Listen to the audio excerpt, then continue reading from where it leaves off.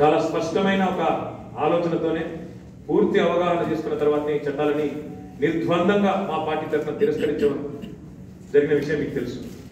అయితే రైతులు కేంద్రంలో చేస్తున్న ఆందోళన, ఢిల్లీలో ముఖ్యంగా వారు అక్కడే అడ్డా వేసి కేంద్ర ప్రభుత్వాన్ని మెడలు వంచైనా సరే మేము ఈ చట్టాలు వెనక్కిపోయే విధంగా చేస్తామని చేస్తున్న పోరాట పటిమ ఏదైతే ఉందో, ముందుగా వారికి మా పార్టీ తరఫున సల్యూట్ చేస్తా ఉన్నాం. వారి పోరాట పటిమకు సల్యూట్ చేస్తా ఉన్నాం.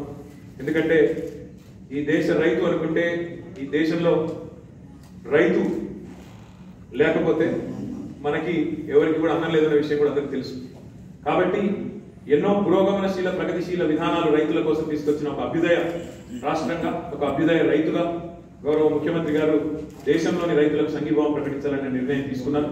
వారి పోరాట పటిమకు మా అందరి తరఫున సల్యూట్ చేస్తూ వారికి సంఘీభావం, ఎల్లుండి ఏదైతే భారత్ బంద్ వాళ్ళు పిలుపునిచ్చారో, తెలంగాణ రాష్ట్ర సమితి శ్రేణులు రాష్ట్ర వ్యాప్తంగా విస్తృతంగా ఈ కార్యక్రమంలో పాల్పంచుకోవాలని చెప్పి గౌరవ ముఖ్యమంత్రి గారు మాకు, గౌరవ పార్టీ అధ్యక్షులు మాకు ఇప్పటికే మా పార్టీ శ్రేణులకు ఆదేశం ఇవ్వడం జరిగింది.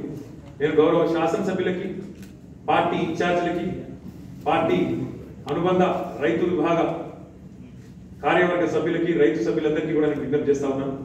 రాష్ట్ర వ్యాప్తంగా ఉండే రైతు బంధు సమితి సభ్యులకి, రైతు బంధు సమితి నాయకులందరికీ కూడా నేను విజ్ఞప్తి చేస్తా ఉన్నాను.